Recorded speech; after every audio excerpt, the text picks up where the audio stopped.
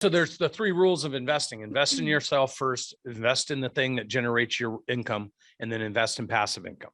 People want to go straight from not making any money to investing in real estate because they think it's going to be easy. So it's a lot easier. Pat's on here. Pat went from making 100 grand a year to making, in this first year working with us, $500,000. And so he pulled 5 years of income forward, but now he can put that into real estate, which will compound for the next 5 years. And so our target this year for Pat's business is to make $1 million. He'll pull 10 years forward and then pay some taxes and then put that to work. So in 2 years, he will have generated what would be the equivalent to 15 years. Now imagine if you could pull money forward, pull time forward, and then get time to multiply for you. So learning about math, learning about numbers and how to make them work for you, when you learn the science of it, it makes all decision-making so much easier. So if you're going to invest in your business, what I would do is say, okay, what things do I need to invest in? So yes, investing in people, also investing in technology, investing in marketing, investing in real assets that you might need for your business to grow, investing in software programs to help your business be more organized, investing in a great accountant or somebody that you can outsource to, or a great CPA who also does accounting.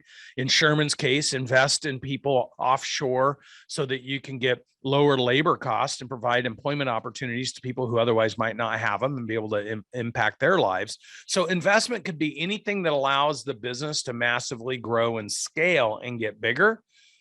But if you always think small, or if you suck all the money out for yourself, so you go and finally make money and then you go buy a boat, you go buy a new house and you buy a new car, you go buy all the toys, but you're not investing in the business, then your asset eventually becomes starved and you can't invest in the things that create more value. Well, and who's advising you as to when to make these different decisions? Because you don't necessarily invest in technology and team members and marketing and infrastructure all at the same time, right?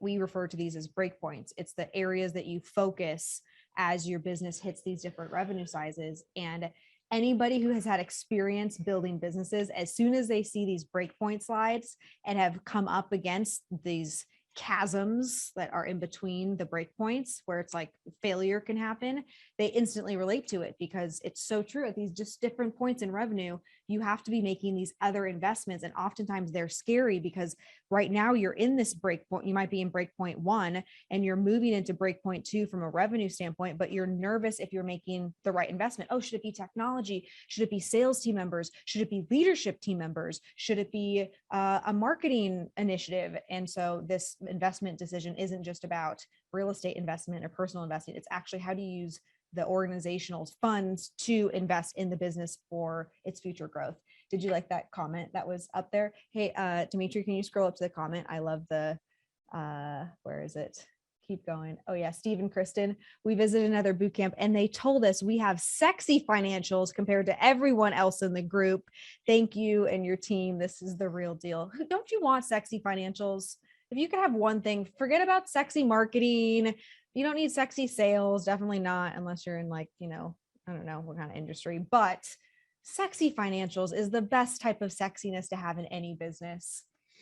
Yeah. I mean, look, at the end of the day, it demonstrates that you're a responsible business owner because you know what's going on in your business. When you don't know what's going on and you can't make good decisions because you don't have the confidence to do it, that doesn't bode well for hiring the best people. It doesn't bode well for being confident and paying the most amount of money for for rewarding people who contribute. And so, look, you just got to accept the fact that if you learn what we teach at the Finance Essentials, now the good news is you don't need to go get your CFA. You don't need to go and become go to accounting school. You don't need to know all that, but you need enough to understand what people that are working for you or should be working for you. You need to know enough to direct them and tell them what you want to see and get the information that you need in order to make the best decisions that will allow your organization to breathe and grow, because you're a responsible business owner. I think it would be cool if they could go behind the scenes and watch you go through these things, because 9 times out of 10, it is you who catches any sort of issue. And I just think it really demonstrates the real level of responsibility and accountability that you have for the organization's financials. And it's a lesson to me. I take notes every time, like, what did he see that I didn't see at first? And it helps the whole team raise their game. If you're catching that, like, that's not ideal, right? And it's not like we have flagrant financial issues, but the stuff that he pulls out, you're like, I didn't even think to look at that. And it's because he's highly responsible, as should you be. Because if you're not, you're just assuming that your bookkeeper is handling those things. And oftentimes they're not.